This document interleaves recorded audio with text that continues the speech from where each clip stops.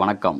ஜனநாயக மக்கள் கழகம் நடத்தும் சாக்கு வியாபாரிகள் மற்றும் தொழிலாளர்கள் வாழ்வுரிமை மாநாடு அமைச்சர் பெருமக்கள், சட்டமன்ற உறுப்பினர்கள், பாராளுமன்ற உறுப்பினர்கள் ஆதரவோடு சிறப்பாக நடைபெற்றது. இதில் அனைத்து அரசியல் கட்சி பிரமுகர்களும், கட்சியின் தலைவர்களும், சமூக ஆர்வலர்களும், சாக்கு வியாபாரிகள் மற்றும் தொழிலாளர்களும் கலந்து கொண்டு சிறப்பாக மாநாடு நடைபெற்றது. இம்மாநாட்டில் ஜனநாயக மக்கள் கழகத்தின் நிறுவன தலைவர் ஏ.சி. அசோகண்ணன் அவர்கள் தலைமை தாங்கி சிறப்பாக நடத்தினார்.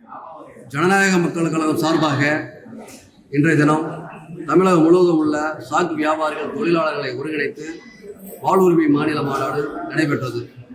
இந்த மாநாடு எதற்காக சொன்னால், நாளுக்கு நாள் தமிழகம் முழுவதும் பிளாஸ்டிக் சாக்கு அனைத்து தொழிற்சாலைகளும் அதிகரித்து வருது பிடிப்பதற்கு.